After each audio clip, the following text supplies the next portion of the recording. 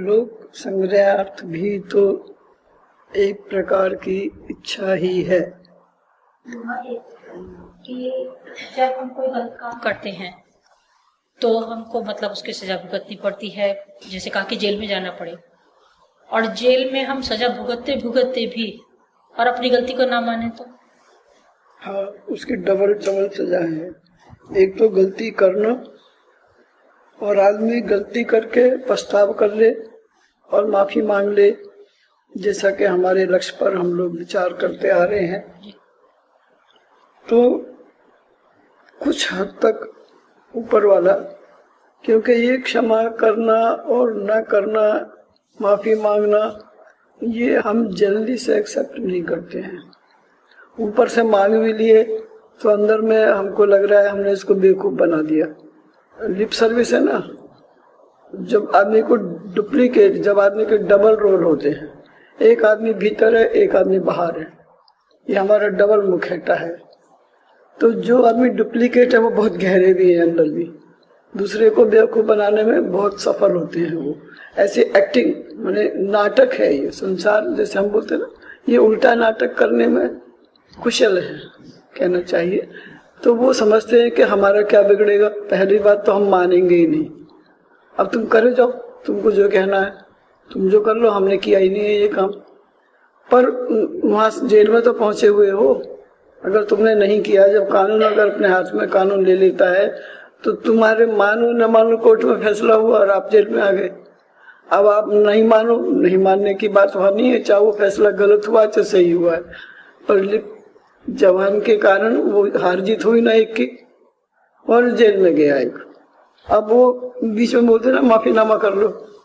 Court में जाने से पहले तक भी हम लोगों के यहाँ बहुत सारे आइडियाज हैं, कहना चाहिए बहुत सारे तरीके हैं, हम उसको कैसे निकले। अब उसमें फंस गए तो हम पहले तो मानते ही नहीं है कि हमने किया, चलो फिर भी हम तुमसे माफी मांग लेते, हमने किया तो नहीं है, पर तुम कह रहे हो गलत है तो हम माफी मांग लेते हैं। माने कहते हुए भी मानते नहीं वो लिप सर्विस है ना। एक तो ये है कि चलो हम मांग लेते हैं, तुम कह रहे हो ना हम गलत हैं तो हम मान लेते हैं हम गलत हैं, तो मतलब उसका क्या है, हम है नहीं, हम मान नहीं, पर तुम हमको गलत ठहरा रहे हो तो हम माफी मांग लेते हैं। एक ये है कि माफी भी मांग लेंगे बिल्कुल झुककर नतमस्तक, क्योंकि फंस गए। अब आपकी दरवाजे में उंगली आ गई तो आपको निकालनी पड़ेगी, नहीं तो क्या होगा, क्रश हो जाएगी ना। तो उसको क्रश न होने देने के लिए हम अपने हित देखते हुए हम जो चाहे हम वो करने को तैयार हैं उस वक्त, सिर्फ उस वक्त, क्योंकि अभी हमको उंगली वहां से बाहर निकालनी है। तो हम दंडवत नमस्कार करेंगे, हम आपकी जी हजूरी करेंगे, हम आपको अपने शब्दों के माध्यम से इतना ऊपर चढ़ा देंगे। ये सब सामने वाला भी जानता है, वो भी जान रहा है कि ये क्या कर रहा है, हो क्या रहा है ये, क्योंकि अंदर में वो नहीं है। जब तो ये नौबत आई है ना, अंदर में एक दूसरे के प्रति श्रद्धा विश्वास खत्म हो चुका है, तब ये नौबत आई है। तो अब उसको चढ़ाने में हमारे बाप का क्या जाता है, चढ़ाओ खूब कि तुम ही हो जी, हमारे तो कोई और ही नहीं है। माने अब ये लिप सर्विस है, अंदर में वो श्रद्धा नहीं है, लेकिन वो अपने बचाव के लिए, हाँ वो ये भी झूठ बोल रहा है, झूठ बोला है जब तो वहां सामने आया है, और फिर और झूठ पे झूठ बोल रहा है, चोरी और फिर सीना चोरी, इसका मतलब ये है। तो सजा देना और ना देना ये तो हमारा एक माध्यम है, एक हम जो लोग कर सकते हैं तो वो एक हमारा न्याय है। लेकिन एक दिन तो उसके सामने पहुंचेंगे, वहां निरक्षीर विवेक है, वहां न तेरा है न मेरा है, वहां जो है वो है। अब हमने चाहे किसी भी कारण से किया, आसक्ति के कारण, लोभ के कारण, मोह के कारण, आदमी जो पाप नहीं करने चाहिए वो सब करता है। वो ये भूल जाता है कि ये संसार क्या है और ये भगवान की लीला है, और उसके हजार अर्थ हैं, वो कैसे भी देगा। लोभ और वो किस चीज के लिए है कि वो हमारा जो ये सब वैभव है वो मुझको कैसे मिले, मैक्सिमम मुझको मिल जाए कोई भी तरीके से, फिर वो बाज नहीं आता, उसको विवेक उसका खत्म हो चुका होता है। झूठ सच की जो मर्यादा है, और सत्संगियों पर उंगली और उठती है कि देखो सत्संग में बैठे थे, ध्यान भजन करते हो, गुरु को मानते हो, और फिर ये काम कर रहे हो, लेकिन उनका वो खत्म हो चुका होता है, वो वास्तव में सत्संगी है भी नहीं। वो तो आने से कोई सत्संग नहीं बनता। सत्संग में आने से केवल दिखावा करते हैं कि हम सत्संगी हैं। उनको बगला भगत बोला जाता है। बगला भगत सीजनल होते हैं, कोई काम रुक गया, अरे उनके पास जाने से हो जाएगा, या उनकी दृष्टि पर बहुत कुछ आने के बहुत कारण होते हैं। सत्संग में आने से और बैठने से कोई सत्संग में नहीं होता है। गुरु बना, वो स्वयं अपने आप को गुरु मान के बैठे रहते हैं। उतने इंटेलिजेंट और उतने अपने ऊपर उनको रहता है, वो जिंदगी भर धोखे में और पाप बढ़ाकर बजाय घटाने के लिए इस मनुष्य का चोला मिला था। ये जानते हुए भी, ये समझते हुए भी जो आदमी पाप करता है उसको कहीं ठौर नहीं है। फिर त्रिशंकु के जैसे ना, वो जहां भी जाओगे वहीं धक्के खाओगे, जहां भी जाओगे। क्योंकि सत्संग होने के बाद, गुरु होने के बाद फिर तुम्हारे ऐसे कर्म है तो एक ही बात पूछी जाती है आपने उनकी शरण में, हाँ फिर ऐसे काम, फिर उसको कहीं ठिकाना नहीं। वो जेल में, फिर जेल में, फिर जेल में, उनका भगवान ही मालिक है, क्या होगा नहीं मालूम। वो करके और फिर बल्कि और उल्टी मती हो जाती है उनकी। विनाश काले विपरीत बुद्धि। जब कोई घटना होती है तो मनुष्य की बुद्धि पहले खत्म होती है। विवेक क्यों? उसका लोभ इतना बढ़ गया उस वक्त, मोह इतना बढ़ गया कि वो मोह अंधे, धृतराष्ट्र मोह से अंधा हो गया था। और वो अश्वत्थामा मोह से अंधा हो गया था। अश्वत्थामा को मालूम थी कि जब तक ये चक्र चलता रहेगा, आदमी सबसे श्रेष्ठ क्या चीज है? गुरु। तो वो गुरु ही होना चाहता है फिर, कि जब तक ये रहेंगे, जब तक हमारी पूजा नहीं हो सकती, हमको कोई नहीं मानेगा। होता क्या है? होता ये है कि जब आदमी ये सोच लेता है कि गुरु जी के सामने हमारी तो पूछ ही नहीं है, क्योंकि वो किसी को बोलने नहीं देते, किसी को आगे आने देते नहीं, तो वो तो हम तो पीछे रहेंगे हमेशा। लेकिन वो चाहता है आगे आना, और आगे कैसे आएगा? तो पहले इनको ही खत्म करो, उसके बाद तो हम पूछ जाएंगे। फिर होता क्या है? फिर सब गले में माला डाली और संस्था अलग खोली, और संस्था दुकान अलग खोल लेना, उनके रहते रहते अलग खोल लेना, वो उसमें शामिल। क्योंकि वो जब तक गुरु रहेगा, जब तक उनकी कोई पूछ ही नहीं है। प्रॉब्लम यहाँ पर अटकती है, लास्ट में आके प्रॉब्लम कहाँ आती है? लास्ट में आकर यहाँ अटकती है कि जब तक ये जिंदे रहेंगे तो फिर कम मरेंगे, जल्दी मरो फिर। इसलिए अनादिकाल से ये प्रथा है कि गुरु को जहर भी दे देते हैं लोग। किस लिए? परंतु वो स्थिति तो उनकी फिर भी नहीं आती, चाहे वो कुछ भी करते हैं, पर वो स्थिति तो नहीं आ सकती ना। वो तो रौरव न रखे उल्टा, ये तो पता ही नहीं ना क्या होगा क्या आगे। वो तो अभी देख रहे हैं कि अभी की फिलहाल पोजीशन क्या है। फिलहाल पोजीशन ये है, अश्वत्थामा ने सोचा कि जब तक कृष्ण भगवान रहेंगे, जब तक इनका चक्र चलता रहेगा, और हम कभी भी नहीं जीत सकते, तो इनके पास जाओ। और जो गुरु है वो तो आदर भाव करेगा ही करेगा, वो तो अपने उससे नहीं जाएगा ना। तो कृष्ण भगवान ने भी अश्वत्थामा का गुरु पुत्र है बोलकर बड़ा स्वागत किया, लेकिन अब उनको मनी चाहिए। तो जो इतनी इम्पोर्टेंट चीज है, जो पराविद्या है, उसको कोई जबरन नहीं ले सकता, ये आप निश्चित मान लो। कोई भी जिसको भी मिली है उसकी विनम्रता के कारण मिली है। अब बोलते हैं विनम्रता ही ये सारे कर्म करवाती है, क्योंकि आप किसी को डांटते ही नहीं हो, किसी को बोलते ही नहीं हो, इतनी ज्यादा विनम्र हो। पर ऐसा नहीं होता है। तो अब विनम्रता होने के कारण ये पराविद्या गुरु महाराज ने किसी मौज में आकर खुश होकर दी है। गुरु कब खुश होते हैं ये हमको सबको मालूम है कि कैसे खुश होंगे, लेकिन हमको वो विद्या जल्दी चाहिए और अभी चाहिए, और मर के मार के मिल जाए तो बहुत ही अच्छा है, क्योंकि हमारी हिंसा की प्रवृत्ति गई नहीं है। इट मीन्स, इट शोज कि हम कितने हिंसक हैं। पशु को वध करना एक बात है, और ये वध हो रहा है। किस चीज का वध हो रहा है? ये हिंसक प्रवृत्ति है हमारी, कि हमारे को कुछ भी चढ़ जाओ चाहे, लेकिन हमारे को वो चाहिए, व्यावध चाहिए, किसी की भी हिंसा करनी पड़े। ये विपरीत बुद्धि। हाँ, तो अब भगवान ने क्या कहा कि ले जा चक्र को। चक्र मांगा ना उसने कि चक्र चलता रहेगा जब तक, नहीं कुछ भी हो सकता, तो ले जा चक्र। बोले मैं व्यास गद्दी पर रख देता हूँ उस चक्र को, तो उठा ले जा। लेकिन वो नहीं उठा पाएगा, कोई भी नहीं उठा पाएगा। अनाधिकारी उसको नहीं ले पाएगा, उसको अनाधिकार उस क्षेत्र में जा ही नहीं सकती। ये उस विद्या का नियम है कि धनुष तोड़ने के लिए भगवान राम को धनुष तोड़ना पड़ा। राजा जनक ने प्रतिज्ञा कर ली थी कि धनुष तोड़ लो, सीता को ले जाओ। सीता माने पराविद्या, रावण ने बहुत बार चेष्टा करी, रावण हर युग में रहे। रावण का कोई एक वो नहीं है सिंबल, रावण अभी भी है, अभी भी घर घर में बैठे हैं, क्योंकि जब तो एक आदि रावण रहा होगा, अब ये वृत्ति है। तो रावण ने अनाधिकार चेष्टा बहुत बार करी सीता जी को। वो कहता है कि जब मैं अपने उससे नहीं ले पाया तब मैंने इसको छीना, केवल एक चीज को मैंने चोरी किया है, छीना है, डाका डाला है, कुछ भी बोलो, बाकी सब चीजें मैंने अपने प्रयत्न से प्राप्त की हैं। तो जब तक जीव के अंदर ये अभिमान और ईगो और ये अपने श्रेष्ठ होने का एक ज्ञान अगर उसको हर वक्त बना रहे तो वो विनम्र कभी भी नहीं हो सकता। इसीलिए शाप वरदान होते हैं बहुत बार। जैसे हनुमान जी में कितनी योग्यता थी, अपने बल का उनको कितना नाज होना चाहिए था कि वो चाहे जो कर सकते हैं, जब चाहे जो कर सकते हैं, सारी सिद्धियों के दाता हैं। वो बड़े हो जाओ, छोटे हो जाओ, मोटे हो जाओ, कहीं प्रकट हो जाओ, कितने गुणों के वो भंडार हैं। इतना तो आदमी को होना पॉसिबल संभव भी नहीं है। फिर भी हनुमान जी में इतना बल होते हुए ही उनकी माँ को चिंता होने लगी।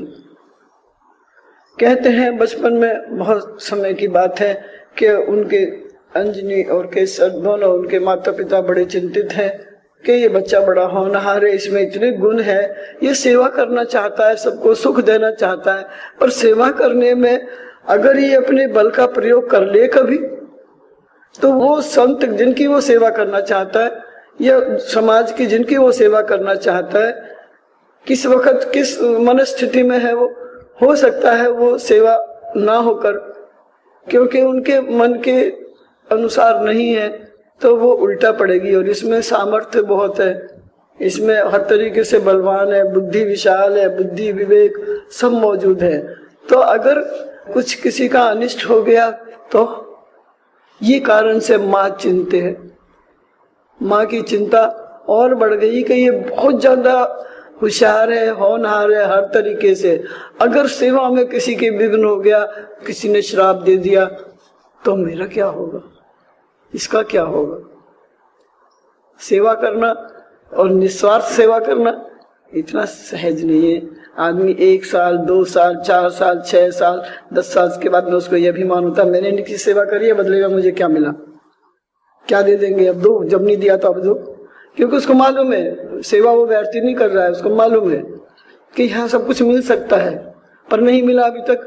क्योंकि देने वाला एक योग्यता देखकर किसी चीज को देगा। अपनी चाबी हम बच्चे को कब देते, 2-3 बच्चे हैं समझ लो, तो हर एक बच्चे को हम चाबी सौंप के घर सौंप कर नहीं आते ना। माँ बाप को मालूम है कि कौन बच्चा कितनी देर कैसे संभालेगा, तब उसको योग्यता के अनुसार उसको वो चीज संभाली जाती है। तब कहते हैं यहाँ पर उनके पिता और उनके पिता ने एक संत को बुलाया, अच्छे उस समय के उच्च कोटि के संत रहे, और ये समस्या तब उनके आगे उन्होंने रखी, क्योंकि ये प्रॉब्लम संत के आगे ही जो सॉल्यूशन मिलेगा वो कहीं और नहीं मिलेगा। और पहले ये चलन भी था, अब तो घर घर में सारे संत हैं, संतों को छोड़ के सब संत हैं। क्या कहा मैंने?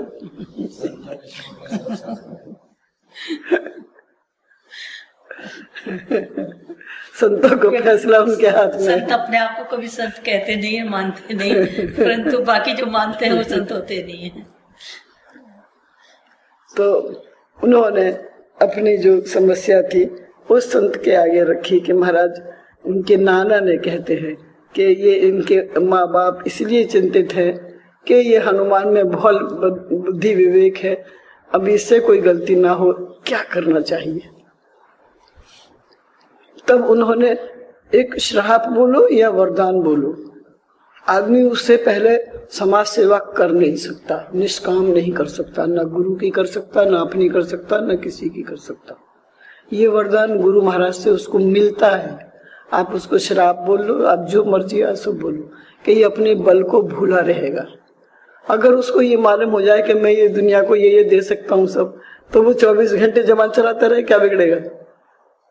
पर ऐसा नहीं होगा ना, वो अपने आप को ये भूल जाएगा कि इसमें कितना बल है, क्योंकि इसका बल जो इसकी जो गुण है वो भगवान राम के कार्य को पूरा करने के लिए हनुमान को भेजा गया है। और जितनी भी शक्ति है ये जब ही यूज करेगा जब उनके संपर्क में आएगा, जब तक ये अपने बल को भूला रहेगा। क्योंकि नहीं तो हर एक में हम इंटेलिजेंट है, हर थोड़ी सी देर में गिना देंगे लोग कि हम बड़े इंटेलिजेंट है, दिखने में भी सुंदर है, सब कुछ है हमारे पास में। अब कंपैरिजन तुरंत 24 घंटे लगातार दिमाग में रहेगा और वो ईगो उसको जीने नहीं देगी, नींद हराम कर देगी रात की। क्या कि मैं सर्वश्रेष्ठ हूँ, मैं सर्वश्रेष्ठ हूँ, मैं किसी को कुछ भी बोल सकता हूँ, क्योंकि पैसा है उसकी, अगर वो कुर्सी है जिस उस पर वो बैठा है तो अच्छे काम करने के लिए मिला। इसलिए हनुमान को ये उसको भुला दिया गया था कि ये जितने भी गुण है तुमको भगवान राम के लिए यूज करने को दिया गया। तुम गुण के सागर हो कि जब भगवान राम तुम्हारे सामने प्रकट होंगे तो तुम्हारे में वो सारी शक्तियां अपने आप एक्टिव हो जाएंगी, कि अपने आप सुचारू ढंग से वो अपना कार्य संपन्न करेंगे, कंट्रोल हो जाएंगे। हाँ, कंट्रोल भी हो जाएंगे, संपन्न भी हो जाएंगे, होती रहेंगी। जो काम जब करना है, जैसे करना है, जितना करना है, क्योंकि तुमको उनके काम के लिए भेजा गया। ये सारी शक्ति का पुंज हनुमान है, इसलिए राम के विपरीत वो कभी नहीं गए। ना तो मन बदल जाता है 10 साल 20 साल के बाद में, लेकिन हनुमान जी का मन नहीं पलटा। उतनी सेवा करने के बाद भी उनको ये एहसास नहीं था कि मैंने किया है। उनको ये मालूम था कि मेरे अंदर से एक कोई मेरे से, वो अपनी उसको इंटेलिजेंस को भूल के रहते थे। जब तक आदमी उसको भूलेगा नहीं ना, विनम्र नहीं हो सकता। ये वरदान मिलता है, जब तक ये वरदान, ये वाला वरदान जो मैं अभी कह रहा हूँ, जब तक जिसको ये ना मिले उसका आखिर में सत्यानाश होता है। क्योंकि अपने उसको गुणों का एक अभिमान है, और अभिमान तो लेके डूबेगा। अभिमान क्या करेगा? पत्थर है तो अभिमान तो जैसे जैसे उसकी वो बढ़ता चला जाएगा, अपने आप को श्रेष्ठ समझ के मैं ये कर सकता हूँ, मैं ये कर सकता हूँ, तो करना, फिर कर भी नहीं पाएगा वो, और अंत में डूबेगा। हनुमान बनना पड़ता है। इसलिए हनुमान किसको बोलते हैं? जिसने मान का हनन कर, जिसने अपने अभिमान का, मान का हनन कर दिया है, वो हनुमान है। और ये वरदान उसको बचपन में ही प्राप्त हो चुका था, जो कि आपकी शक्ति आपको याद ही नहीं रहेगी कि आप क्या कर सकते हो। अभी तो हम थोड़ी सी देर में बल भर लेते हैं, जरा से आदमी, कमजोर आदमी देखा तो उसको जड़ दिया, तो जरा से कमजोर देखा तो बात बोल दी बड़ी, क्योंकि हम अपने आप को श्रेष्ठ समझते हैं। हमारे अंदर हिंसा की मनोवृत्ति है, वृत्ति है, हिंसा की प्रवृत्ति मौजूद है। हम अटैक तुरंत कर देते हैं, गाली देने में हम समर्थ है, माने हमारा कुछ कंट्रोल अपने ऊपर है ही नहीं। जब हम जिस राज्य में रहते हैं वहाँ के कानून मालूम करने पड़ते हैं कि इस घर में क्या रीति रिवाज है, कैसे रहना। जब लड़की की शादी करते हैं तो पूछते हैं तुम्हारे क्या रिवाज है, कैसे रहते हो। उसके अनुसार अगर वो नहीं चलती है तो गुत्थम गुत्था है, युद्ध है, महाभारत है। फिर अब लड़कियों को सिखाया जाता है ये सारी बात नहीं मानना, लड़ना वहां जाके, मैं तो ऐसे ही रहूंगी, करो। और अगर वहां के रिवाज के अनुसार चले वो तो उसका सुख है। दो पहलू हो गए ना, एक तो मनमानी करना, वहां जाके अपना राज करना, पहले ही सिखा देते माँ बाप, हम कोई कम नहीं है, हमने करोड़ों रुपया लगाया तो अब हमारे हिसाब से चलना। और एक, दोनों में कौन श्रेष्ठ है पता नहीं, भुगतने के बाद ही मालूम पड़ेगा। दूसरे सिखाते हैं नहीं विनम्र बनो, नहीं वो तुम पर हावी हो जाएंगे फिर। तो ये हमारा बल कहाँ यूज होना चाहिए हमको नहीं मालूम है। जो बुद्धिमान है, बलवान है, धनवान है, जिनको अपने बल का हमेशा एहसास बना रहता है, वो इस जिंदगी में सफल होंगे ही नहीं। और जब इस जिंदगी में नहीं होंगे तो अगले अपने आप ही आपको जन्म जन्म का उन्होंने ठेका ले लिया है। फिर गधे घोड़े, फिर कुछ भी बनो, फिर क्या फर्क पड़ता है, क्योंकि उन्होंने अपने जीवन को नियमित और सुचारू रूप से नहीं जिया। कहीं भी लोभ, आसक्ति, मोह कभी भी किसी को भटका सकता है। और एक तो अपनी मतलब ऐसी बुद्धि, और फिर कुसंग मिल जाए। हाँ, कुसंग में भी वो ही जाते हैं जहाँ अपना खोटा सिक्का होता है। नहीं तो कुसंग में भी बहुत से लोगों को कुसंग मिलता है, पर किचड़ में ही कमल खिलता है। वो भी वही पड़ा, वो भी माँ बाप वही है, वातावरण वही है, सब आसपास समाज वही है, एक निकल रही है। वातावरण उनके लिए भी, संग उनके लिए भी था, संग उसके लिए भी था, लेकिन जहाँ हमारी थोड़ी सी वीकनेस रहती है वैसा ही खोज लेते हैं। असर वो वहीं करता है। शराबी शराबी को ढूंढ लेगा, जो जैसा है उसकी खोज वैसी रहती है, तो वो चीज अपने मौजूद है। वो दूसरे को दोष देना बेकार है, वो हमारी ही कमजोरी है। गीता में लिखे गुणों को गुणों में बरतना। जैसा हमारे सतोगुण रजोगुण तमोगुण 3 गुण है, 3 गुण है हमारे में। गुण कम ज्यादा हर समय होते रहते हैं, सारे समय एक जैसे गुण, सारे दिन एक जैसे गुण, हर वर्ष एक गुण नहीं रहता है। हमारे अपने मनोभावों के कारण, हमारी अपनी मनस्थिति के कारण वो गुण बदलते रहते हैं, और उन गुणों को बदलना हमारे हाथ में है। अगर हम ये डिसाइड कर लें कि हमको गुण कैसे बदलना है, अभी हमको पता होनी चाहिए कि अब हमारा गुण बदल गया है, हम तमोगुण में आ गए हैं। अभी कहा ना, जो आलसी होते हैं, अगर इस संसार को नष्ट करना हो तो कुछ करना बंद कर दो, बोले फिर हमसे गलती नहीं होगी। अभी कर्म करते हैं तब गलती होती है ना, तो कर्म नहीं करते हैं। आलसी आदमी सोचता है हम मिलना जुलना लेना देना सब बंद करके घर में रहते हैं आराम से ठाट से, तो हम तो फिर कुछ करे ही नहीं। पर ऐसा नहीं होता, बोलते हैं आलसी लोग। अगर मैं भी, भगवान बोलते हैं मैं भी ऐसे ही आलसी हो जाऊं तो संसार को नष्ट करना है 1 मिनट का काम है, सारे बैठ जाओ हाथ पे हाथ धर के, फिर क्या होगा? अगर संसार को नष्ट करना है तो ये सारी एक्टिविटीज, क्रियाएं बंद कर दो। क्रिया बंद करना उसका सॉल्यूशन नहीं है, क्रिया चालू रखना और क्रिया में होश रखना, ये हमारी नियति है कि हम जो भी हो रहा है वो होएगा, और लेकिन हम उसमें होश पूर्वक काम करें। अब हम तमोगुण में आ गए तो हमारे को जरूरी है हम गुणों को बदलें, और जितने भी अपने जो अवगुण और जो ये सब आते हैं ना, इसमें एक ही नियम है कि इन सब से हटने के लिए अपने को जप बढ़ा लेना चाहिए, क्योंकि वैसे उस वक्त हम कुछ नहीं कर पाएंगे। समझ लो कोई दुख के कारण हमारा तम बढ़ गया है, तमोगुण बढ़ गया है, हम मन दुखी है, अब कोई अच्छी बात कहना चाहो तो हमको वो बात अच्छी नहीं लगेगी, क्योंकि हमारा एक गुण है वो तम गुण है, वो तम गुण में हम पड़े हुए। अब उसमें रजोगुण भी करने को मन नहीं करता, पड़ता है लेट जाओ। अब लेट के क्या करोगे? फिर वहां पर अपने ऊपर कंट्रोल करना चाहिए। सबसे ज्यादा पाप आदमी जब निठल्ला बैठता है, खाली बैठता है, जब करता है, जब नींद नहीं आ रही होती बिस्तर पर करवट लेता है, क्योंकि काम तो कुछ है नहीं, थकावट कुछ है नहीं, अब दिमाग जो है वो सोने नहीं देगा। तो दिमाग अच्छा बहुत कम सोचता है, अच्छे सोचने वाले बहुत कम होते हैं, इसलिए उसको बिजी रखना चाहिए। जो आदमी ज्यादा व्यस्त रहता है ना, पाप कम करता है, क्योंकि वो बिजी है कुछ काम में, कुछ लिखने में, कुछ पढ़ने में, कुछ बोलने में, बिजी है कुछ काम करने में। तो क्या है कि वो व्यस्त है हर वक्त, तो उसको गलत सोचने का, गलत करने का टाइम नहीं। अब बिजी किस में रहना, ये दूसरा पॉइंट है। एक बिजी हम अपने स्वार्थ के लिए भी रहते हैं, एक बिजी हम किसके लिए भी रह सकते हैं। एक बिजी हम अपने ही घर वालों के लिए करते रहो तो वो उनके लिए ही हम सब करते रहो, करते करते मर जाओ तो वो पितृयोनि है, क्योंकि वो आसक्ति वही है, उसी घर में हमको फिर लौट के आना पड़ेगा। एक हेनरी, नाम याद नहीं आ रहा मेरे को, हेनरी शायद मैंने कभी पढ़ा होगा, उसने अपनी जीवनी में ये लिखा है, बहुत होनहार और वो सब रहा, बड़ा राजा महाराजाओं का जैसा जीवन समझ लो। तो उसने लिखा है कि मैंने मेरे काम करने वाले बंदों को देखा जो मेरी फैक्ट्री में काम करते थे, कि दिन भर लोहा को ठोकना पीटना काम करते थे, और रात को मोटी मोटी रोटी खा के मस्त नींद आती थी, और मैं मेरे बिस्तर पर नींद की गोली खा के भी उलट पुलट करता हूँ।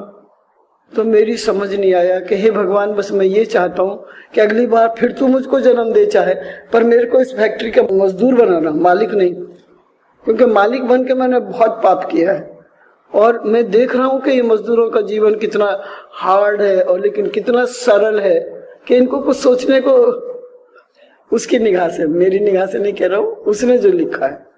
पर ये मतलब जरूर है कि जो आदमी व्यस्त रहता है, बिजी रहता है, अपने आप को बिजी रखता है अच्छे काम के लिए, उससे गलत काम प्राय नहीं होते।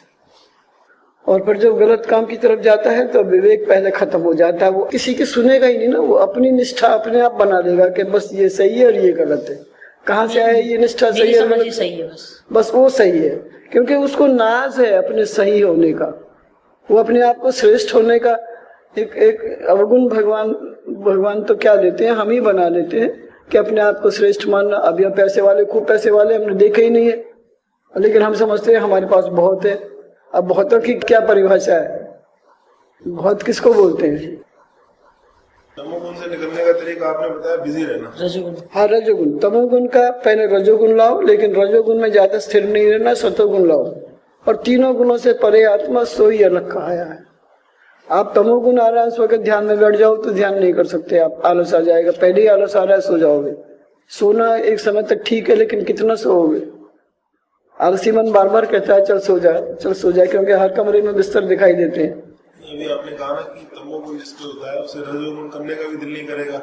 नहीं, रजोगुण लाना पड़ेगा, दिल नहीं करेगा, लाना पड़ेगा।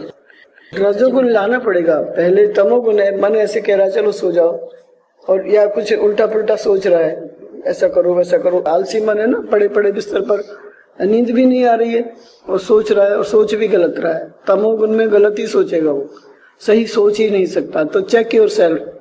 प्रत्येक जीव ने ऐसी हैबिट बना लेनी चाहिए कि हर थोड़ी देर में अपने आप को ही चेक करे कि मैं क्या सोच रहा था। तो हम देखेंगे कि हम ज्यादातर गलत सोच रहे होते हैं, उसका कोई मतलब ही नहीं है। गलत के अलावा यूजलेस, अब उसका कोई जरूरी नहीं है कि हम ऐसा सोचे, पर हम कुछ ना कुछ विचार में उलझे रहते हैं। प्रत्येक जीव का ये है। तो हर थोड़ी सी देर में अपने आप को चेक करो कि मैं कहाँ था। तो चेक करने से क्या होगा कि आप एक बंधन में, दायरे में आप आ जाओगे। अपने परिकर में नाथ मिला लो मुझे। उसके परिकर में आने के लिए हमको अपना दायरा सीमित करना पड़ेगा, अनुशासित करना पड़ेगा। अनुशासन, हमको अपने ऊपर ही अनुशासन, क्योंकि दूसरों को अनुशासित करना और विचारों को अंदर में अनुशासन करना ये इतना आसान भी नहीं है जितना हम बोल रहे हैं। तो रजोगुण लाना पड़ेगा, आएगा नहीं अपने आप। तो वो तमोगुण में पड़ा है, उसको अच्छा लग रहा है। सोना किसको अच्छा नहीं लगता? बड़ी गहरी नींद बड़ी अच्छी लगती है। रात को मेरे कोई उठाए तो मेरे को बहुत गुस्सा आता है। तो रात में, रात दिन में भी सो, रात में भी सो। सोना किसको नहीं अच्छा लगता? जो आलसी हैं उनको सोना ही अच्छा लगेगा। तो रजोगुण लाना पड़ता है। विवेकी आदमी को अभ्यास और वैराग, उसको लाना पड़ेगा रजोगुण। तो रजोगुण में कुछ करो, जो आपके काम पेंडिंग पड़े हैं आप करो। हाथ मुंह धो लो, फ्रेश हो जाओ, थोड़ा घूमो फिरो। जिस तरीके से भी आप रजोगुण ला सकते हो वो रजोगुण लाओ, लेकिन रजोगुण में स्थिर नहीं रहना है। रजोगुण चंचल होने के लिए है कि मन थोड़ा सावधान हो जाए। बैठते से नींद आ रही है तो आप रजोगुण, पहले उठो, हाथ मुंह धो, चाय पानी लो, जो आप कर सकते हो वो करो, लेकिन फिर सत्वगुण लाओ। सत्वगुण में केवल ध्यान है, ध्यान के भी फिर आगे जाना है, वो गुण भी छोड़ना है। आखिरी सीढ़ी छोड़नी है तब छत पे जाना है। छत का मजा लेना है तो आपको सारी सीढ़ियां छोड़नी, छूट जाएंगी, पड़ेंगी नहीं, छोड़नी पड़ेंगी। ये मैं शाब्दिक अर्थ बोल रहा हूँ, पढ़ने का यहाँ कोई मतलब ही नहीं है। अगर छत पे चढ़ गई तो सीढ़ियां कहाँ गई? फिर कोई मर्जी है, सीढ़ी लगा के रख लेते, कोई फेंक देते। छत पर रहो ना। हनुमान जी को ये मालूम था, हनुमान जी को ये वरदान था कि आपको राम के काम के लिए भेजे गए हो। ये राम का काम आपको करना ही पड़ेगा, नो चॉइस। ऐसे ही संतों की बाद में कोई चॉइस नहीं रहती, उनको बोलना ही पड़ता है झक मार के, चाहे मर्जी हो या ना हो, क्योंकि वो आए इसलिए हैं कि पहले खुद करो और फिर उसको करना पड़ेगा। फिर अपनी चॉइस नहीं है। क्या मतलब पड़ा? जब किसी से कुछ चाहिए नहीं तो बैठो आराम से, ध्यान की मस्ती क्यों छोड़ते हो? इतना आनंद है उसमें। तो बोलने के लिए बहुत लोअर लेवल पर आना पड़ता है, फिर भी कोई बात मानेगा नहीं। फिर एक अपनी अपनी चॉइस है। बहुत से लोग फिर चेले चपाटों में घिर जाते हैं, घर में घर वालों से परेशान, वहाँ गुरु चेलों से परेशान, इसलिए झंझट ही खत्म कर देते। पहले बोला जाओ जिसकी मर्जी है, सुन लो, समझ लो, कर लो, नहीं आए तो हर एक का अपना अपना तरीका है।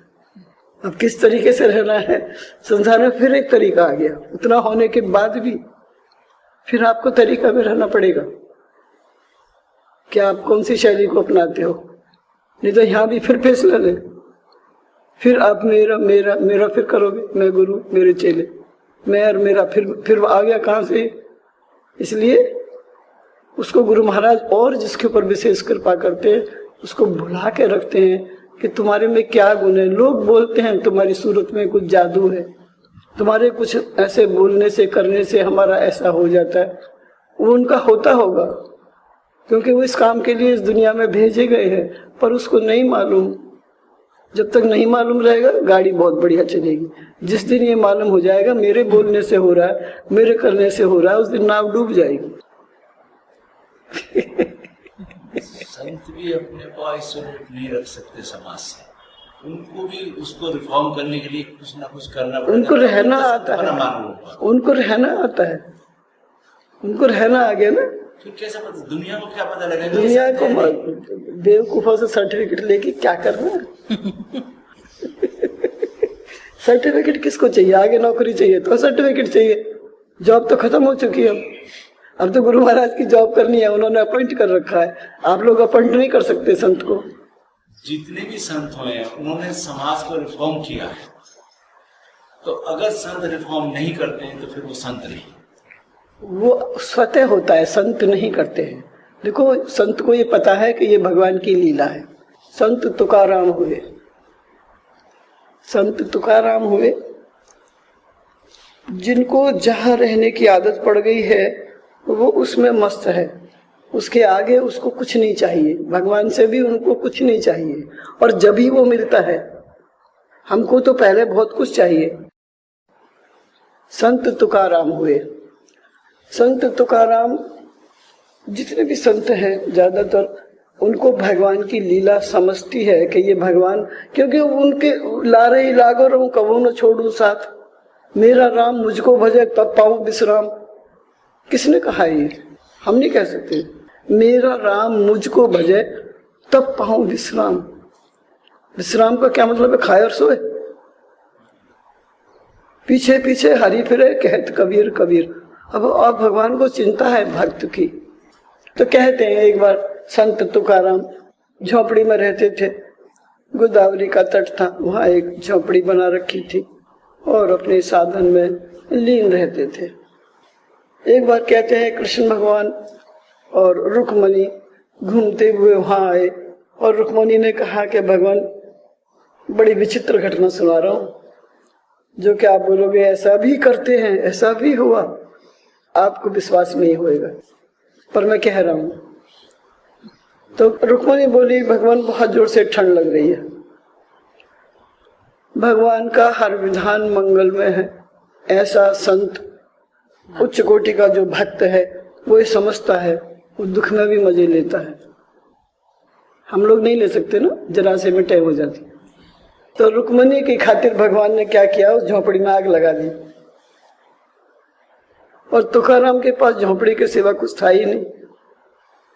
एक झोपड़ी थी और उसके अपने ये ऐसे कुछ अस्त्र शस्त्र होंगे पढ़ने लिखने के, और 2-4 जोड़ी कपड़े होंगे। अब तुकाराम देख रहे हैं झोपड़ी जल रही है, तो उन्होंने कुछ सामान बचाने की योजना करी कि जो मैं बचा सकता हूँ। कोई भी आदमी यही करेगा ना कि जब घर जल रहा हो तो चलो हम 2-4 चीजें जो बचा सकते हैं वो बचा लेते हैं।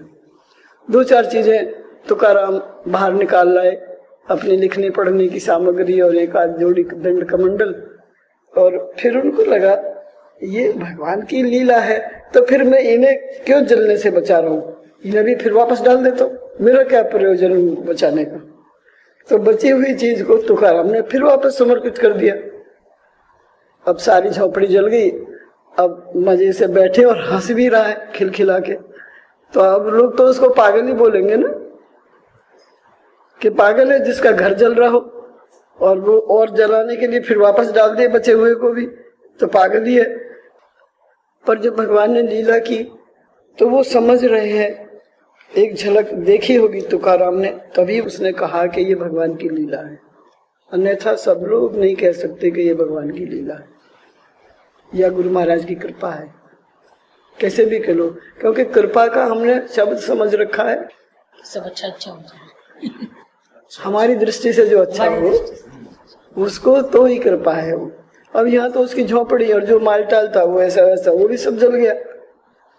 तो अब तुकाराम सोच रहा है कि जिसने मेरी झोपड़ी जलाई हो वो ही आके बनाए तो बनवाऊंगा, नहीं तो नहीं। कहते हैं भगवान को बड़ी चिंता है भक्तों की, पीछे पीछे हरी फिरे सामर्थ्य रखते हैं वो बनाने का, तो अब जलाई ना। भगवान उससे अच्छी बनाने की सोच रहे होंगे, तब जलाई ना कि तुकाराम ऐसी झोपड़ी में रह रहा है, चलो इसको महल खड़ा कर दे। कुछ तो सोचा होगा जलाने से पहले। लेकिन वो कह रहा है कि जिसने मेरी झोपड़ी जलाई है वो ही आके बनाए, ना तो कोई ना बनाए। अब भगवान तो लीला तो की थी उन्होंने, तो बहुत से लोगों को भेजा, नहीं अब तुम तुकाराम की झोपड़ी, तुम घर अच्छा सा घर बना दो, जैसा वो बोले और बढ़िया बना दो उसको रहने के लिए। बड़ी तपस्या करी है उसने। अब वो सबको भगा दे, बोले मुझको तो नहीं, जिसने जलाई है वो ही आके बनाए। अब भगवान को दर्शन देना पड़ा इस बात के लिए, जब हमारी केवल एक ही वासना रह जाती है परमात्मा से मिलने की, बस कुछ नहीं चाहिए, तब भगवान ने फिर एक झलक दी। अब तो ठीक है, अब तो मानेगा, और बढ़िया बनवा दो। बोले नहीं, मुझे पहली कुटिया पसंद है, वो ही चाहिए मेरे को। जयदास ने जूते ही गांठे, वो दूसरों को सिखाने तो आए, लेकिन उनके कदमों पर चलो तो सही। अब आदर्श तो बने, लेकिन हमारे सामने भगवान आ जाए तो क्या मांगेंगे? एक क्षण सोच के देख लो। अब ये आप सोच के देख लो, ये पैदा होने के मजे हैं या क्या है के मजे हैं। मतलब ऑर्डर चलाने की आदत हमारी गई नहीं, ये बहुत सूक्ष्म बुद्धि हो जाएगी। फिर भी मांगना, हमारे कुछ ना कुछ मांग ही लिया ना। अच्छा मांगना तो अच्छा। अब ये अच्छा है बुरा, तुम्हारे क्या पता अच्छा है? अरे अब ये तुम्हारी दृष्टि से अच्छा है, अगर वो संत पैदा ना हुए होते तो यहाँ कौन होता अभी? किसको कौन ज्ञान देता? ना मरे तो क्या क्या बनेंगे फिर? हमें तो हम तो संत नहीं बनेंगे, इसलिए क्यों नहीं बनेंगे?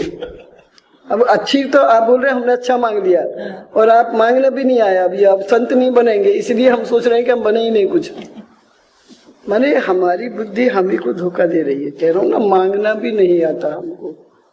इसीलिए जब कुछ भी इच्छा नहीं रहेगी, तब हमारे भगवान हमारा योगक्षेम वहन करते हैं। उस वक्त उन भक्तों का योगक्षेम, क्योंकि वो उनको क्या चाहिए, कब क्या चाहिए, वो उनको मांगना तो उनको है नहीं, मांगना तो उनको आता ही नहीं है।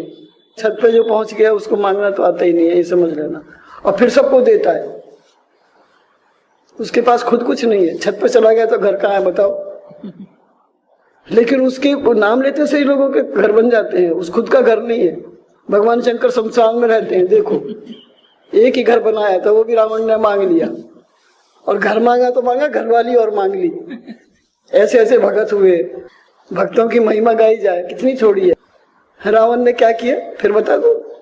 भगवान ने पार्वती जी के कहने पर महल बनवाया, बहुत सुंदर घर बनाया। भगवान बोले अब इसका उद्घाटन तो करना है, पंडित तो चाहिए। उस समय में कहते हैं रावण जैसा कोई पंडित नहीं था, तो रावण को उद्घाटन के लिए रावण को बुलाया गया। मांग लिया घर में, बोले भगवान अब दक्षिणा दो मुझे। बोले दक्षिणा में क्या दूं बता? बोले ये घर ही दे दो। दक्षिणा तो देनी, आपको पूजा पाठ करवाया। पार्वती बेचारी देखती रह गई, अब क्या करे। तो बोले अब घर तो दे दिया आपने, तो अब इसमें रहने को भी तो चाहिए, ये पार्वती को भी मुझको दे दो। भगवान बोले ले जा। इतना दान कितना मुश्किल है, ले जा। पार्वती बोली ये भोले बाबा का कुछ नहीं बिगड़ेगा, मैं क्या करूं अब? हे भगवान मैं अब क्या करूं? कहते हैं रावण ने कंधे पे बैठा लिया पार्वती को, ले जाने लग गया। और पार्वती सोच रही है अब मेरी बड़ी मुश्किल, इसने तो दे दिया, तो भोले भंडारी है, अब क्या करूं? फिर उन्होंने प्रार्थना करी, भगवान को फिर दूसरा रूप लेके प्रकट होना पड़ा। ये असली पार्वती नहीं, नकली है जिसको तू ले जा रहा है। बोले ऐसे कैसे हो सकता है, भगवान ने दिए। तो बोले असली और नकली की क्या पहचान है?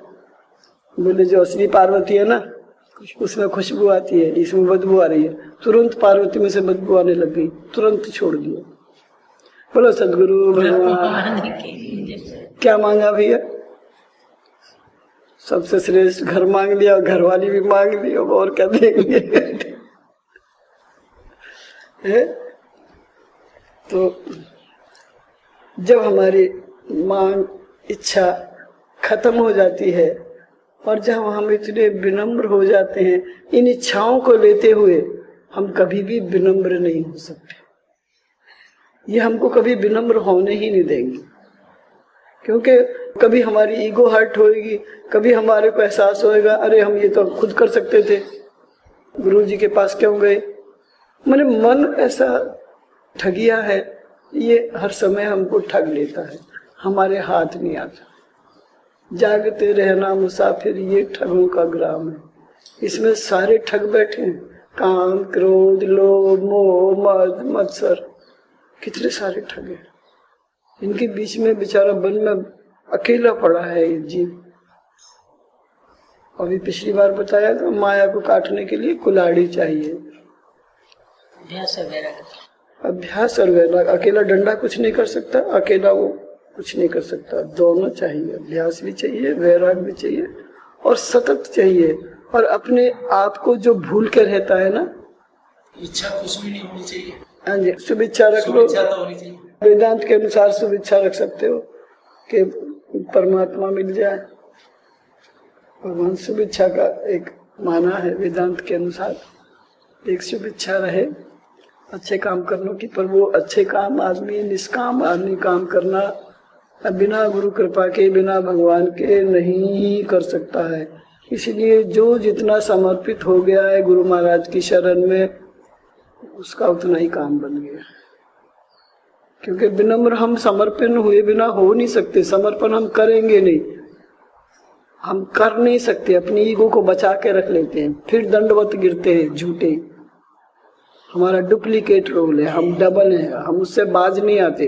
कितना ही हम थप्पड़ चोट घर की, घर वालों की, बाहर वालों की सब सहन कर लेंगे, लेकिन फिर भी 100 थप्पड़ का है तमाशा घुस के ही देखे, फिर भी घर और घर वाले तो चाहिए ही नहीं, तो जाएंगे कहाँ, जंगल में। समर्पण की कोई परिभाषा, समर्पण की कोई परिभाषा नहीं होती। समर्पण देखन को दो है, लेकिन कहन सुनन को दो पर एक है। समर्पण गुले गुलजार होता है दाना मट्टी में मिलने के बाद। एक बूंद थी, एक बूंद, छोटी सी बूंद निकलने से डर रही थी, सागर में मिली तो खोजना मुश्किल हो गया कहाँ गई। अपना अस्तित्व जिसका मिट जाए, समर्पण का मतलब है जिसका अपना कोई आइडेंटिफाई कोई ना कर सके, उसका बदल जाएगा चेहरा मोहरा। जिससे वो समर्पित है, जिसके लिए वो समर्पित है, उसका हाव, उसका भाव, उसका बोलना, उसका चलना, सब दूसरे लोग बोलेंगे आप अपने गुरुजी के जैसे बोलते हो, आप हमारे गुरुजी के जैसे बोलते हो। ये भीड़ क्यों आएगी? इसलिए आएगी कि उनको गुरु उस शरीर में दिखेगा, बहुत गुरुओं का समावेश हो जाएगा। इसलिए उनका उत्साह, उनकी श्रद्धा, उनके विश्वास एकदम पकड़ेगा कि नहीं ये तो हमारे गुरुजी के जैसे हैं। हर आदमी अपने के पास जाना चाहेगा, और वो एक ही इतने सारों का हो जाए, ये इम्पॉसिबल है ना। पर हर चीज असंभव संभव होती है केवल यहीं पर, क्योंकि उनको ऐसा लगेगा, वो है ना, वेद पुराण हृदय में जैसे मोतिन की लड़ी, गुरु के चरण कमल रस बरसे जैसे सावन की झड़ी। जो समर्पित हो गया ना, उसके हृदय में वेद पुराण, हृदय में जैसे वेद पुराण बाहर से नहीं निकल रहे, हाथ छुओ नहीं अभी, वेद पुराण हृदय में जैसे मोतिन की लड़ी। ऐसे ऐसे वेद पुराण कैसे फूटते हैं अंदर से? क्योंकि वो समर्पित हो चुका है उसको। अब बोलने वाला वो नहीं, वो है उसके अंदर से। कहने को वो शरीर बदल जाएगा। इसलिए ये विद्या कभी भी मरी नहीं है, कभी भी खंडित नहीं हुई है, कभी भी खत्म नहीं हुई है, कभी भी खत्म होगी भी नहीं, क्योंकि उसको समर्पित है वो। बोलने वाला शरीर चला गया, लेकिन अब यहाँ से बोल रहा है, कहीं से बोलेगा, फिर कहीं से बोलेगा, तो वो अखंड है। वो विद्या मरी नहीं, लेकिन बदला क्या? ये शरीर बदल गया, आवरण बदल गया, लेकिन उसके गुण, उसके बोलना, उसका चेहरा मोहरा वो वैसे ही दिखने लग जाएगा, स्त्री भी पुरुष के जैसे। स्वामी रामकृष्ण ने साधना करी, माँ बन के, तो पूरे गुण बदल चुके थे। एक जैसे उसमें साधन करोगे तो वो माँ बन के जब साधन करी तो उनके स्तनों में से दूध आ गया था, वो पुरुष थे। हनुमान बन के साधना करी तो पूंछ निकल आई थी, ऐसा कहते हैं। सारे स्त्री के गुण जो होते हैं वो उनमें दिखाई देने लग गए थे, क्योंकि जिसका चिंतन करोगे वो स्वरूप हो जाएगा, उसको बोलते हैं समर्पण। फिर आपको कहने की जरूरत नहीं पड़ेगी, अपना अस्तित्व खत्म होकर उसका अस्तित्व आ जाएगा। फिर दूसरे लोग बोलेंगे, दूसरे लोग बताएंगे, अपने को भी मालूम पड़ेगी। आपको भूख लगती है, कौन बताता है? भूख लगती है हमारे को तो कोई दूसरा थोड़ी कहता है कि आपको भूख लग रही है, खाना खा लो। कोई नहीं बताता ना। हमको सच्चा मालूम है कि वेद पुराण हृदय में, जैसे मैं अपने कितना बोलोगे, अगर ये पढ़ के कोई बोलेगा तो ज्यादा बोल ही नहीं सकता है, सही से बोल ही नहीं सकता, बोलेगा ही कुछ का कुछ, क्योंकि जो कुछ लिखा कुछ है, पढ़ा कुछ है, समझा कुछ है, वो एकाकार वृत्ति हो ही नहीं सकती जब तक कि वो अंदर से ना बोले। वो समर्पित होने का लक्षण है कि वो संत, वो जीव समर्पित हो चुका है। अब उसको सर्टिफिकेट की जरूरत नहीं है कि आप लोग सर्टिफिकेट दोगे या जितने शिष्य होंगे या उनका कुछ आश्रम बहुत बड़ा होगा तभी वो माने जाएंगे। मानो मत मानो, क्या फर्क पड़ता है? मूर्खों को इकट्ठा करने की जरूरत ही नहीं है। वो कब धोखा दे जाएंगे, कब दल बदल जाएंगे, पता नहीं। तो पहले ही जड़ काट के रखते हो। दूसरों से उसको पहचानवाना, दूसरों से उसको सर्टिफिकेट नहीं चाहिए। वो हमारे जैसों को चाहिए कि दूसरे लोग मोहर लगा दें, हम बड़े बिजनेसमैन हैं, हम बड़े अच्छा बोलने वाले हैं। हमको उनके साथ दो चार जने रहते हैं, कुछ लोगों के साथ, तो वो उनकी व्याख्या करते हैं कि देखो जी बड़े संत हैं, इन्होंने बड़ी साधना करी है, देखो जी ऐसा किया है। क्योंकि नहीं तो कैसे मालूम पड़ेगा? लेकिन बताने की क्यों जरूरत है? अपने चाटुखोर दो चार साथ में क्यों चाहिए बताने के लिए कि वो ये हमारा बताए कि इन्होंने ये किया है, और तब हमारी पहचान होगी। सूरज निकलेगा कौन बताएगा? स्वयं की पहचान है। हाँ, स्वतः प्रकाशी, स्वतः प्रकाश। जो स्वतः प्रकाशी है उसको दूसरे के दिए दिखाने की, जो दिए का प्रकाश वहाँ संभव ही नहीं है। सूरज निकलने के बाद दिए की प्रकाश की क्या जरूरत है? कौन बताएगा? दिए का फर्क, सूरज का फर्क कैसे मालूम पड़ेगा? बताओ आप। तो अपने आप मालूम। मैं भी तो वही कह रहा हूँ। समर्पित होने का मतलब यह है कि जो उसमें लय हो गया है, अपने अस्तित्व को जिसने विलीन कर दिया है, अपनी आइडेंटिटी खत्म करना। It is not a joke कि हम अपना अस्तित्व कर दे, हमें कोई पहचान ही नहीं, पहचान ही इनकी हो जाए, सब इनको पहचाने और हम खत्म हो जाए। अब प्रॉब्लम ही हुई है कि हम अपनी आइडेंटिटी अलग से रखना चाहते हैं, अपनी दुकान अलग खोलना चाहते हैं, अपने को अलग भिजवाना चाहते हैं। वो प्रॉब्लम वही है, वो समर्पण का कारण नहीं है, समर्पण का लक्षण नहीं है। क्योंकि हम अलग से अपनी आइडेंटिटी चाहते हैं कि हम इतने साल हम इनके साथ रहे और हमारे कुछ मिला ही नहीं, जिंदगी बेकार गई। बोलो बेटा,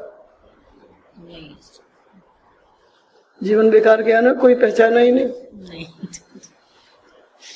सारा जीवन समाप्त होने को, दिया बुझने को आया, तेल बाती खत्म हो रही है, पहचान ही खत्म है, अभी कोई पहचाना ही नहीं। अगर हम इनके साथ ना जुड़े होते तो आज हमारा कितना यश होता। अच्छे बिजनेसमैन, अच्छे एमएलए, चीफ मिनिस्टर्स हमारे दाएं बाएं होते, हो सकता है उनमें से एक हम होते। और अभी तो हमारी आइडेंटिटी समर्पण होने के लिए आपको भूल जाना पड़ेगा अपने आप को कि मैं हूं। हाँ, पर ईगो है ना, ईगो मिटने नहीं देती है, ईगो मिटाना नहीं चाहती है। क्योंकि हमको कोई पूछे ही ना, हमारा सारा झगड़ा ही कब शुरू होता है? घर और बाहर झगड़ा ही जब होता है।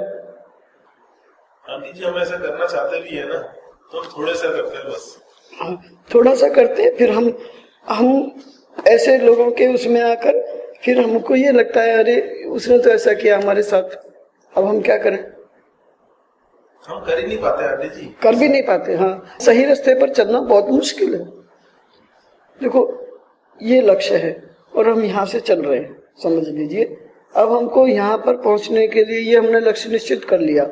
अब लक्ष्य पर पहुँचने के लिए बीच में तो इतनी स्ट्रेट सड़क तो नहीं बनी है जो फटाक से आप पहुँच जाओ यहाँ, लेकिन बीच में जब हम चलते हैं तो हमारे बहुत सारे विक्षेप हमारे सामने आते हैं। उन विक्षेपों को हम कैसे लेते हैं, ये हर एक आदमी का, प्रत्येक जीव का इंडिविजुअल अपनी सोच है। अगर हमारी सोच सही रही तो यहाँ पहुंचने में हम 2 साल, 4 साल, 6 साल, कितना समय लगेगा समय भी निश्चित कर लो। कि इतने समय में जब हम अपना पैसे का हिसाब बनाते हैं, मैं इतना साल में इतना कमाना है, तो ये भी निश्चित करो कि हमें इतने समय में यहाँ पहुंचना है। तो अब बीच में विक्षेप तो आएंगे, नो डाउट। तुकाराम की पत्नी कितनी लड़ंका थी, वो कहती है अच्छा हुआ भगवान तेने ऐसी पत्नी दे दी मेरे को। हर विधान मंगल में जिसके समझ में आ जाएगा कि ये भगवान की लीला है, भगवान लीला कर रहे हैं, मैं काम क्रोध मद लोभ में ना फंसूं, ये लीला है उनकी, तो उससे निकल जाएगा। क्योंकि ये जब यहाँ से चलने के लिए, यहाँ आने के लिए तो विक्षेप तो जरूरी है, अवश्य है। क्योंकि वो तो कुछ ना कुछ हमारे हिसाब से गाड़ी नहीं चलेगी कि हम चले, तो फिर क्या साधना करा आपने। अगर जैसा हमने सोचा वैसा होता चले जाए, फिर भी नहीं चलते लोग। जब उस जीव के हाथ में सारी पावर है, फिर भी वो नहीं सोचता कि मेरा लक्ष्य क्या है और मुझको कहाँ जाना है, कब जाना है, कैसे जाना है, मैं कहाँ से आया हूँ, फिर भी नहीं सोचता वो, जबकि पूरी पावर उसके हाथ में। फिर वो और उल्टे गलत काम कर कर और फंस जाता है मकड़ी के से जाले में। समझते हुए भी ना समझ बनता है, सत्संग करने के बाद भी, क्योंकि उनको वैसे ही गुरु चाहिए पत्थर के जो बोले नहीं, या ऐसे गुरु चाहिए वो यही ना कह सके मेरा गुरु कौन है। कंफ्यूज्ड, खुद कंफ्यूज्ड है वो, उनको ये नहीं मालूम मैं किसके साथ हूँ, कौन है मेरा, और मैं जिंदे को खा जाएगा ये पता भी नहीं है। क्योंकि ये सब चीजें वो टॉलरेट नहीं करेगा, तो एक समय तक वो देखता है जरूर। तो अब यहाँ से चले और यहाँ पहुंचना है, तो इसका मतलब ये थोड़ी है बीच का रास्ता हमारा बिल्कुल ऐसे ही धड़ धड़ चलते चले जाएगा। तो बहुत से तो यही भटक जाएंगे, अरे हमने बिना बात ऐसा रास्ता चूज करा, देखो ना उसके पास कितना पैसा, मजे से रह रहा है, चलो हम भी ऐसा ही कर लेते। हमने आज तक जिंदगी में झूठ नहीं बोला, रिश्वत नहीं दी, चलो हम भी ले लेते, अच्छा थोड़ा सा कर लेते। जहर ज्यादा खाने की जरूरत नहीं होती है। कोई चीज जल्दी फल देता है, कोई कालांतर में फल देता है। जहर कितना सा खाओगे आप, बहुत सारा, वो तुरंत फल दे जाएगा, अभी खाओ। उसने खाया था हमारे कि वो झूठ मूठ को खाने की कोशिश कर रहा था कि मैं झूठे खा लेता हूँ, और माँ को भी बोल दिया मुझे जगा देना, अपने दोस्त को भी बोल दिया जगा देना, बोले जब तक खाऊंगा वो लोग आई जाएंगे और मैं बताऊंगा, मैं बच जाऊंगा। और वो सोते रह गए, माँ भी सोती रह गई, दोस्त भी सोता रह गया, और जहर असर कर गया, वो मर गया। बहुत ज्यादा नहीं खाया तो उसने, 1 टन थोड़ी खाया था, कमाते टनों में है, लेकिन जहर तो इतना सही बस है। और वो दूसरी गोली रहती है, कौन सी रहती है, वो जीप पे रखते से खत्म, सेकंड में नहीं लगते, वो हमको नहीं मालूम, नाम हमको नहीं मालूम। तो वो तुरंत फल, कोई कर्म तुरंत फल देता है। अगर कोई आदमी गलत काम कर रहा है और वो नहीं पकड़ा, किसी में विश्वास कर लेता है, हाँ, वो तो भगवान समझ के उसको विश्वास कर रहा है और वो ही उसको धोखा दे जाए, तो आदमी को एकदम ऐसा लगता है कि आदमी धोखा देंगे, संत नहीं। आदमी धोखा दे सकते हो, आपका बाप धोखा दे सकता है, भाई धोखा दे, कि धोखा हो गया मेरे साथ, हाँ, तब वो बड़ा मुश्किल हो जाता है, उसको भगवान मानना मुश्किल हो जाता है, भगवान मानना मुश्किल हो जाता है उसको। एक तो देखो ना, अब उसको समझने की बात है कि ये हमको जो धोखा हुआ है, अगर बाप और भाई और से होता है तो वो तो होता है, वो भी ऐसे ही नहीं होता है। वो हमारा जब तक लेन देन है, जब तक रहता है बराबर, और फिर लेन देन खत्म हो जाता है तो खत्म हो जाता है विश्वास। विश्वास क्यों खत्म हुआ? संत भी अगर हमारे को अपनी उससे मिले पुण्य की पूंजी से, तो हमारा पुण्य खत्म हुआ है तो हमको वो संत देखा भी अच्छा नहीं लगेगा। जिसको आप संत मान के, जिसको आपने जिंदगी में जीवन में चल रहे थे, उसको भगवान माने थे। 2 तरह से धोखा है। एक तो आप बोलोगे हमको संत ने धोखा दिया, भगवान ने धोखा दिया, भगवान पे विश्वास करा था, क्योंकि भगवान आपके अनुसार नहीं चलेगा, संत आपके अनुसार नहीं चलेगा। संत आपको जहर खाने नहीं देगा, चाहे आप कितने भी आप रो पीट लो। बच्चा जब जिद करता है ना, आग हाथ में पकड़ लूं, चाकू ऐसे मांगू आप लो, मैं चाकू ही नहीं देती हाथ में, रोता रहे। पर उस वक्त हमको क्या लगेगा, हमारे साथ धोखा है। और ये हमारे कर्मों की गति है, वो बहुत गहन है, धोखा भी नहीं है, हमारे कर्मों का लेखा जोखा है। जब तक हम जिससे जुड़े हुए हैं, हमारा विश्वास है, श्रद्धा विश्वास के कारण जुड़े थे। कोई पैसे को लेकर जुड़ते, वो बेवकूफ है। किसी का संबंध एक आत्मीयता से रहता है, एक परिवार से रहता है, एक गुणों से रहता है, एक उससे रहता है। पर जब उसमें वो गुण खत्म हुए तो उसको वो अच्छे गुण का अच्छे लगेंगे। उसकी विनाशकाली विपरीत बुद्धि, विनाश जब होना जीव का निश्चित है तो उसकी बुद्धि विपरीत चलेगी। उसे धोखा तो अपने कर्मों का है, उसे लेन देन है अपना। धोखा आप किसको बोलते हो? आप चाह रहे थे उससे, उसको हमको इतना मिल जाए, नहीं मिला तो धोखा। किसको बोलते धोखा? मैंने आपको पैसे दिए और आपने मुझको नहीं दिए, तो आपने धोखा दिया मेरे को। किसको धोखा बोल रहे हो? मेरे अनुसार नहीं चले तो धोखा। पहले धोखे की परिभाषा क्लियर कर लेनी चाहिए कि धोखा माने क्या और किससे। ये भी हमारा ज्ञान है कि हम उसको धोखा समझ रहे हैं। हाँ, ये भगवान की लीला समझो ना आप। क्या उससे आपको क्यों जोर पड़ रहा है कि मेरा बाप है तो मुझको पैसा दे, या मेरा बेटा है तो मुझको पैसा दे, या मेरा भाई है तो हम देनदार है। किससे धोखा समझ रहे हो? या मित्र से समझ रहे हो, या पड़ोसियों से समझ रहे हो, या XYZ कोई भी। हमें कुछ आशा है उससे तभी समझ रहे हैं ना। हाँ तभी, हाँ तुम्हें आशा है ना, तुम्हारी आशा वहां पूरी नहीं हुई तो तुम समझ रहे हो मुझको धोखा दिया, तो तुम ऋणान बंद हो। हमारा जो मेल जोल है ये किसके ऊपर डिपेंड करता है? एक आदमी हमको अभी बहुत अच्छा लग रहा है, थोड़े दिन पीछे उसकी सूरत भी नहीं भाती हमको। क्यों? आदमी तो वैसा ही है, आंख नाक मुंह माथा वैसा ही है, हाइट लंबाई चौड़ाई सब वैसी है, आदमी नहीं बदला, लेकिन मन बदल जाता है। तो मन की नेगेटिव धार है, नेगेटिव धार जब पहुंचनी शुरू हो जाती है, नेगेटिव अप्रोच जब शुरू हो जाती है तो पॉजिटिव खत्म हो जाता है। कभी भी नेगेटिव में नहीं जाना चाहिए किसी के लिए भी। पॉजिटिव एक किसी से कोई आशा ही नहीं करनी चाहिए। हाँ, आशा तो रोग की जड़ है। धोखा हमको नहीं हुआ, धोखा हम मान रहे हैं। अभी हम नौकरी पे गए समझ लो, और उसने कल ही बोल दिया जाओ, तो हमारी आशा ठीक है हम यार इतने दिन तक रहेंगे, और अभी हमको नहीं दिया। क्यों? अपनी आशा क्यों करी उससे? हमारा एक ऋणानुबंध है पड़ोसियों से। वो कोई पड़ोसी घर बेच के चला गया, बहुत अच्छा था बोले, अब दूसरा आ गया वो ऐसा है।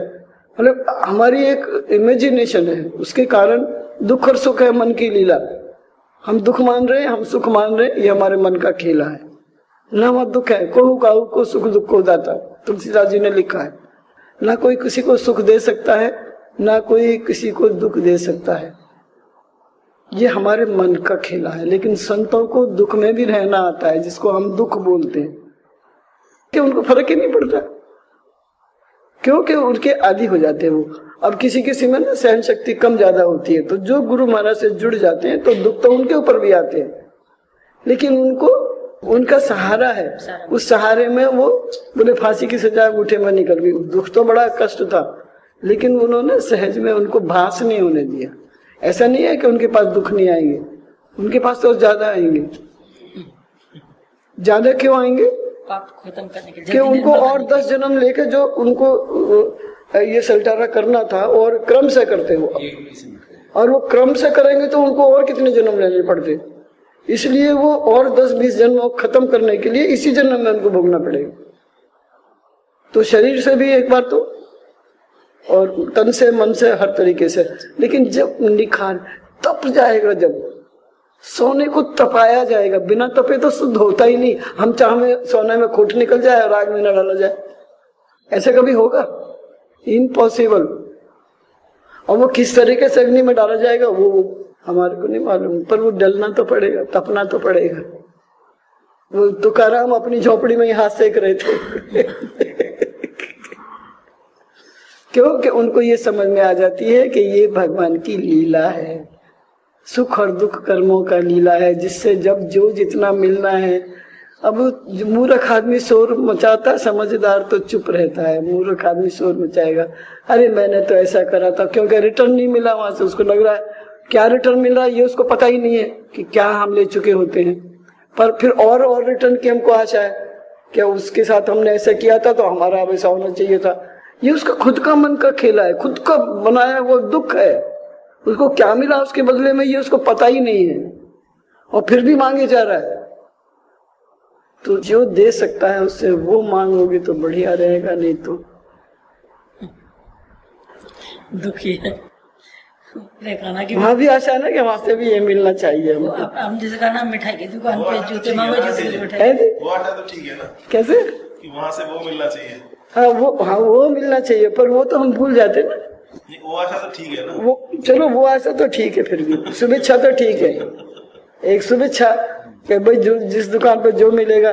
पर उस दुकान की हमको पता ही नहीं है उसकी दुकान में है क्या। किया जाकर अनुभव बाकी इच्छा, वो ब्रह्म नहीं अनुभूत ताकू जाने। और जब हमारा एक ही बोतल में नशा हमको आ जाता है, बाकी वो तुम्हारे पास कितनी है और कितनों को मस्त कर दोगे, एक कारण थोड़ी है। पहले वहां विश्वास ही नहीं होता है, पहले तो उनको यही पता नहीं है इनके पास है क्या, क्योंकि वो दिखता नहीं है कुछ भी। भगवान शंकर खुद शमशान में रहते हैं, अब वहां से क्या मांगोगे जो खुद शमशान में रहते हैं। और नाटक करना हो, लीला करनी हो, लीला दिखानी हो तो और लीला ऐसी दिखा देंगे कि आप और भी नहीं सोच सकते कि आप कहाँ मांगोगे और क्या मांगोगे। फिर भी एक मन कहता है कि इनके पास कुछ है तो सही, कुछ जादू तो है। फिर भी उसको हम लोग मांगने में भी हमको शर्म आती है। शर्म माने ईगो हर्ट होती है। मांगना क्यों? उनको पता नहीं है क्या? बहुत सारी चीजें हैं। ये बुद्धि सूक्ष्म हो जाती है और सूक्ष्म बुद्धि फिर खेल खिलाती है। तो जो भी हो रहा है समझो ये भगवान की लीला है। भगवान लीला कर रहे हैं, इसमें ना किसी से किसी को धोखा है, ना किसी को। जो सब लेन देन और सब जब हो रहा है हमारे कर्मों के अनुसार। धोखा भी अगर किसी ने हमको दिया, हमने उसको दिया तो फिर आना पड़ेगा। वो माता जी बोलते थे एक कनस्तर तेल देने के लिए उसको आना पड़ा। माता जी एक दृष्टांत सुनाते थे कि एक संत के पास में एक फूल था। उस फूल को जिस किसी को सुना देते उसको अपने पिछले जन्म याद आ जाते थे। हम भूल गए ना, पिछले जन्म भी भूल गए और अभी भी भूल गए। तब उसको याद आया कि ये मेरा बेटा बेटा नहीं है, ये मेरे पिछले जन्म में मैंने इससे तेल का एक कनस्तर लिया था और इसको पैसे नहीं दिए। जब तो मैं बड़ा राजी रहा धोखा देके आदमी बड़ा खुश होता है कि मैंने इसको पता भी नहीं चला और मैंने इतने इसके पैसे खा लिए, बड़ा खुश हो रहा था। लेकिन वो बेटा बन के आ गया वो तेली। ये कनस्तर तेल के पैसे लेने भी जितने नजदीक बन के आओगे ना, बेटा बेटी सब कौन किसका बेटा है। एक संत बोले क्यों बेटा बेटा मांग रहे हो? वो धुंधकारी क्यों पैदा हुआ? बोले बेटा मांग रहे, तेरे पुण्य तो उतना है नहीं पर धुंधकारी जैसा पैदा होगा, करेगी उसको बेटा चाहिए, ले ले। बोले धुंधकारी हुआ। तो एक कनस्तर तेल के लिए भैया उसे बेटा बन के आया और अब वो बोले मरे न जीवे। तो अब किसी ने बताया कि ये फूल सूंघो तो उसको ये याद आई कि मैंने पिछले जन्म में उसको तेल के पैसे नहीं दिए थे, अब ये बेटा बन के पैसा लेने आया है। किसको धोखा दिया था? अब वो लेने भी आ गया है। तो अब एक तेल की मालिश करो। बोले जब तक ये तेल रहेगा ये ऐसे ही रहेगा। अब थोड़ा सा तेल डब्बे में रह गया ना, बच्चा मरे ना जिए। बोले अब वो तेल को पूरा निकालो डब्बे में से, और जब ये तेल पूरा खत्म हो जाएगा तब ये मर जाएगा। बस ये एक कनस्तर तेल के पैसे लेने के लिए आया है। बड़े राजी हो रहे थे। जमक के कुआं भी पूजा था, बेटे होने की खुशी भी मनाई थी। और वो बेटा वो ऋणी पुत्र है, ऋण तुमने चुकाया नहीं था, ऋण लेने आया था। तो ये धोखा किसको हुआ? हम अगर धोखा देते हैं तो हमें भुगतना पड़ेगा, सामने वाला देता है तो उसको भुगतना पड़ेगा। लेन देन हो रहा है सब लेन देन हो रहा है, कोई किसी को न धोखा दे सकता है। भगवान की सृष्टि में बड़ा नियम है, बड़े नियम से चल रही है ये सृष्टि। और जिसको जब मरना, जहां मरना, जैसा लेन देन हो, उसकी सृष्टि में एक इधर की भी भूल चूक नहीं है। पूरा बराबर हिसाब किताब लिखता है वो। ना किसी को पैसा कम देता, ना किसी को ज्यादा देता। उसका एक खाता खुला है, पूरा लेन देन वहां हो रहा है। और उसकी सृष्टि में सब चीजें बड़ी नियम। हमको लग रहा है कि नियम नहीं है, भ्रष्टाचार है, करप्शन है, ये है वो है, खाली बातों करके टाइम वेस्ट करते हैं, कुछ फायदा नहीं। हमें उनके नियम के अनुसार, जो भी सृष्टि के नियम है, जो भी हमारे नियम है, उनके अनुसार अपना जीवन चलाना चाहिए। दूसरा क्या करता है ये भूल जाना चाहिए।